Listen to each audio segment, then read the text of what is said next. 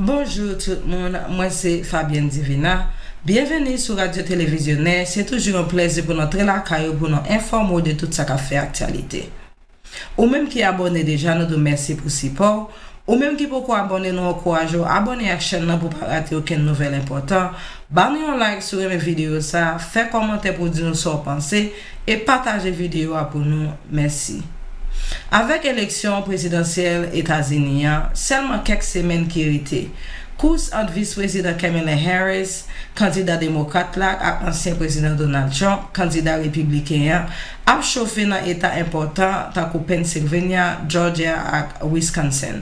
États ça yo qui les swing states, ou soit État Batay, gagne un impact important dans le résultat élection à cause du système électoral là. Ça fait que les candidats ont dépensé ressources dans l'État pour remporter tout vote électoral dans un seul côté. Dans le rapport ça, nous allons examiner pour qui ça État Batay ça est important, qui ça est à qui Jean vice-président Harris et ancien président Trump a fait compétition pour remporter dans l'élection ça. En plus on a questionné qui État Batay. État Batay c'est côté tous des partis démocrates et républicains gagnent un support qui semblait parmi eux gagne État tant que Arizona, Michigan, Georgia, Wisconsin et Pennsylvania. Parce que candidat qui gagne vote en majorité dans un état remporter tout vote électoral dans état ça. Li fait que remporter un état bataille qu'a déterminé président qui gagné élection. Candidat yo concentré sur état ça yo avec en pile attention parce que yon ti différence capable faire une grosse différence dans quantité vote électoral yo joine dans élection. État bataille important pour vice-président Harris et ancien président Trump pour l'année 2024 là, nous capable dire vice-président Kamala Harris et ancien président Trump a utilisé différentes stratégies pour connecter avec électeurs dans l'état bataille ça yo. Pendant que vice-président Harris cherchait motiver base démocrate là dans plusieurs zones avec jeunes voteurs yo, ancien président Trump a concentré sur gros rassemblement et appel direct monde qui dans zone rivale ak civil yo. Chaque candidat essaie adresser besoin état ça yo pour remporter élection. Pour vice-président Kamala Harris, camper devant ancien président Trump dans l'état bataille, c'est un travail balancé.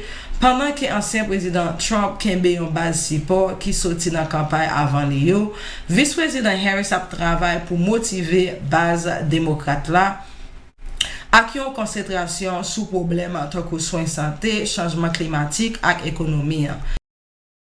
Cependant, quelques experts pensaient que l'État fait face à des défis pour connecter à électeurs classe moyenne travailleurs blancs. Groupe démographique ça président Joe Biden était positif en 2020 parce que il était senti l'État yon monde qui comprend valeur qu'il tirait lui. Comme une femme noire, vice-président Harris portait une représentation avec un focus différent qui a changé qualité voter li attiré comparé avec base président Biden te gagné. En 2020, président Joe Biden te gagné état bataille tant que Pennsylvania, Michigan et Georgia avec une différence et droite qui était important dans victoire lia. Pour ancien président Trump, reprendre état ça est important en pile pour le taka virer collège électoral là en faveur. Pennsylvania par exemple gagne une histoire qui longue dans favoriser candidat démocrate mais li montre plusieurs signes yo commencé pencher sous parti républicain. Groupe base travailleur blue collar yo tourner yon principal pour tous des candidats yo côté chaque pour mettre réforme économie à croissance job.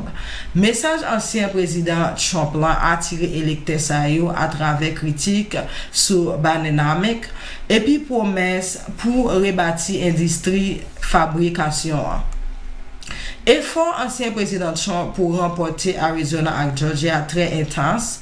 Arizona triomphe fort pour parti républicain historiquement, mais président Biden a renversé résultat 2020. Ça qui t'a montré dynamique politique yo capable de changer. Campagne vice-président Harris la ouais état comme une pièce critique dans stratégie yo, surtout dans ville tant que Phoenix Côté yo concentré sur soins santé ak réforme immigration qui important en pile pour gros population latino yo. Georgia qui était un état pour républicain te bay président Biden yon victoire en 2020. Résultat ça te mené plusieurs batailles légales côté campagne ancien président Trump en 2020 Kounia en bas contrôle tribunal Georgia.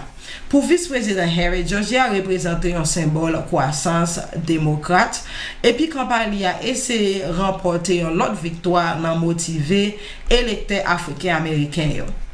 Et stratégie campagne dans état bataille différent, nous capable dire et stratégie vice-président Harris ak ancien président Trump yo refléter division en base électeur ak message yo quoi qui va attirer plus voteurs. Campagne vice-président Harris la basée en pile sous mobilisation populaire avec une concentration sous indication voter en ensemble ville ak zone côté démocrate joine en pile support. Campagne li investi en pile dans publicité digitale, médias social pour attirer voteurs jeunes à communauté couleur. Vice-président Harris visait problème tant que droit reproductif à croissance à contrôle ZAM, qui bien positionné dans plusieurs zones qui a influencé voteurs qui peuvent décider. Our top priority as a nation 4 years ago was to end the pandemic and rescue the economy. Now, our biggest challenge is to lower costs that were rising even before the pandemic and that are still too high. I will make sure you have a chance not just to get by, but to get ahead. Because I believe in honoring the dignity of work. I will enact the first ever federal ban on price gouging on groceries. Cap the price of insulin and limit out-of-pocket prescription costs for all Americans. I will fight to make sure that hardworking Americans can actually afford a place to live. Allow Medicare to cover the cost of home care so seniors can get the help and care they need in their own homes. Worked hard their entire life. They deserve to retire with the benefits they have earned. And I believe in the fundamental freedom of Americans to make decisions about their own bodies and not have their government tell them what to do.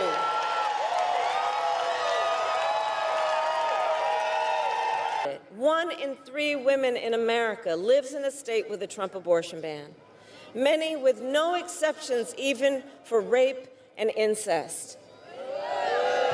The idea that a woman who survives a crime of a violation to her body should not have the authority to make a decision about what happens to her body next, that is immoral.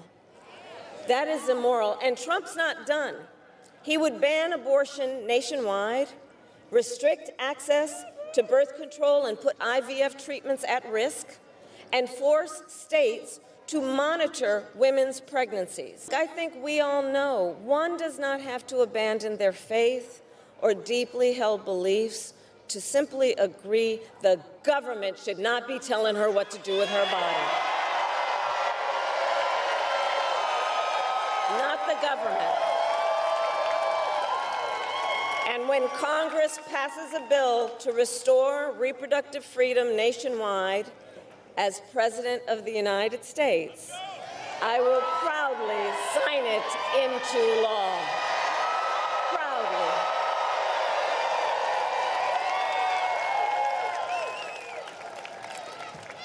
And look, on another subject, politicians have got to stop treating immigration as an issue to scare up votes in an election.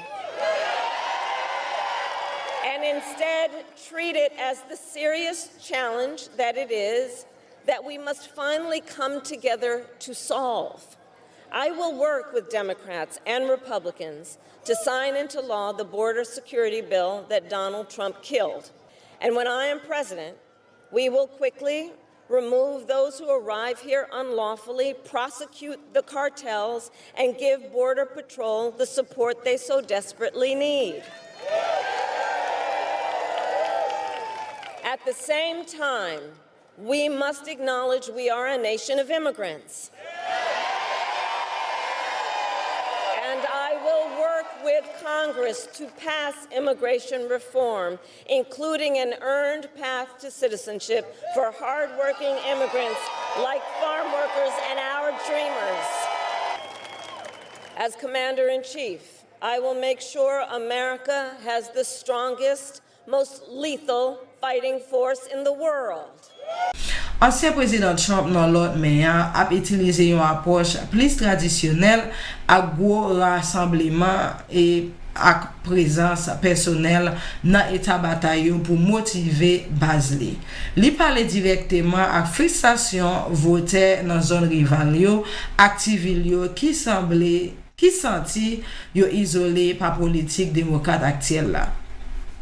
Rassemblement ancien président Trump nan état takou Pennsylvania par exemple concentré sur industrie énergie état qui en difficulté côté li pour protéger travail yo d'après li qui affecté économie locale là. We'll end inflation, we will stop the invasion of criminals into our country, and we will bring back the American dream. We're doing it together, Pennsylvania. Our country will be bigger, better, bolder, richer, safer, and stronger than ever before. This election is a choice between whether we will have 4 more years of gross incompetence and failure, the worst administration in the history of our country, whether we will begin the 4 greatest years in the history of our country. We're going to turn it around, and we're going to turn it around fast. I'm asking you to be excited about the future again. You have to be excited about the future. They've taken all that excitement away from you. We had the greatest economy in the history of our country. We were energy independent 4 years ago. Every problem facing us can be solved, but now the fate of our nation is in your hands. It's in your hands. If we win Pennsylvania, we're going to win the whole deal. To make America great again. Because hopefully we're going to win, and then we're not going to be playing games anymore. We got to straighten out our country. So we're going to be meeting, but a different forum. We're going to be meeting as I tell you how well we're doing, how we're winning. We're going to win big. We had the best economy in history. We're going to make it much better than even that. We're going to bring all these companies that left us because of our country, because they don't show the real. It's like, did you see about a month ago, they came up with 818,000 jobs that were fake. They put them in. These are cheaters. And today they got caught. Think of it. They got caught cheating in Lancaster County. They got caught in York. But think, it's no different. Think of it. They put in 818,000 fraudulent jobs. So the job reports came out. They said, oh, they're doing pretty good. That's good. That's good. And they weren't going to adjust. You know, you adjust when you find out that somebody was a fraud. You adjust. And they weren't going to do it until right after the election. But we had a whistleblower that blew the whistle on them.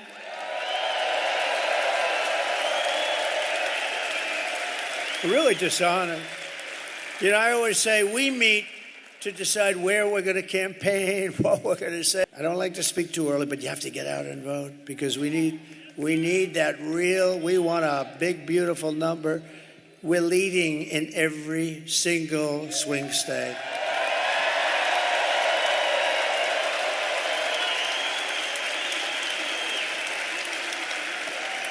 Because normally Republicans, they like to vote at the end. No matter what you say, they like to vote at the end. They like to be there on Tuesday where they can watch it actually go into that beautiful, often corrupt machine. No, we're going to get it straightened out.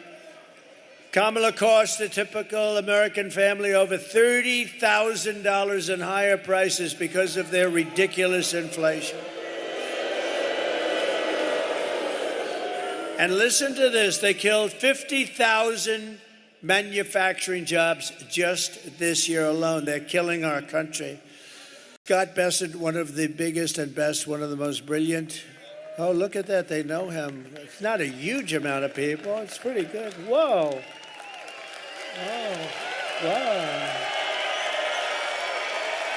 Scott Bessent, he's one of the great Wall Street analysts, considered one of the best. He said, the economy is no good, but the stock market is only going up for one reason, because everyone thinks that Trump is going to win the election and we're going to take it to new levels. That's what he said. It's true. You want to see a market crash? If we lost this election, I think the market would go down the tubes. Ekip liye a fait campagne solide dans Floride ak North Carolina. Côté li gen ak yon différence en 2020, mais li wè yo comme essentiel pour chance li nan élection 2024 la. Pour tout des candidats yo défi à clair, kembe ou soit bâti nan état qui souvent descend dans quelques millions votes différence. Campagne la wè augmentation dépenses dans publicité, surtout dans Pennsylvania ak Georgia, côté tout des campagnes yo observé ak channel média yo et annonce qui mettait absent sur récupération économique, sécurité nationale ak espérance dans leadership. La démographie a changé dans les États-Unis, certains États viennent montrer changement dans la politique là. Arizona et Georgia par exemple viennent plus compétitifs pour démocratie à cause d'une augmentation dans l'urbanisation et changement dans la démographie. Succès président Biden dans Arizona en 2020 te marqué un changement étonnant parce que l'État a voté républicain en majorité depuis l'année 1950. Vice-président Harris espérait qu'un avantage ça n'a concentré sur problème qui est important pour gros population latino Arizona tant que éducation et réforme dans soins santé. Entre-temps, républicains yo en croissance dans Floride qui vient plus solide pour parti républicain dans dernière année yo. North Carolina a été compétitif dans succès ancien président Trump en 2020, bay campagne li a plus confiance qui ka élargi avantage li. Pour démocrate yo kembe base yo dans état Batay sa yo qui sous route pour yo vin plus important pour succès vice-président Harris. Pour nous finir, important état Batay yo dans année 2024 comme campagne la a entré dans ligne droite là, li clair que bataille pour état bataille yo bral déterminer prochain président. Vice-président Harris ak ancien président Trump a couru derrière temps pour connecter ak vote important dans état sa yo. Au courant que même yon ti avance ka ba yo tout vote électoral yo. Tout des campagnes yo représentaient des visions très différentes pour Amérique. Qui fait élection ça un moment qui a marqué une nouvelle direction. Semaine qui vient yo bralwe une campagne qui intense avec vice-président Harris qui concentré sur justice sociale et récupération économique pendant que ancien président Trump a visé voter classe travailleur et promesse croissance job et réduction règlement yo pour électeurs américains yo spécialement ça yo qui dans état bataille yo. Élection ça représente une opportunité pour définir direction pays. Tous les candidats ont besoin de mobiliser base yo pendant y a attirer voter qui beaucoup décider yo si vous voulez gagner élection ça. C'était toute information ça nous te porté pour. Merci de ce nous toute attention. Moi c'est Fabienne Divina. C'est toujours un plaisir pour nous informer sur beaucoup abonner nous inviter abonner à la chaîne ça pour pas rater aucune nouvelle importante. Donnez un like sur mes vidéos, faites commentaire pour nous sur pensée et partagez vidéo pour nous s'il vous plaît. Merci en pile. Bonne journée, à la prochaine. Bye bye.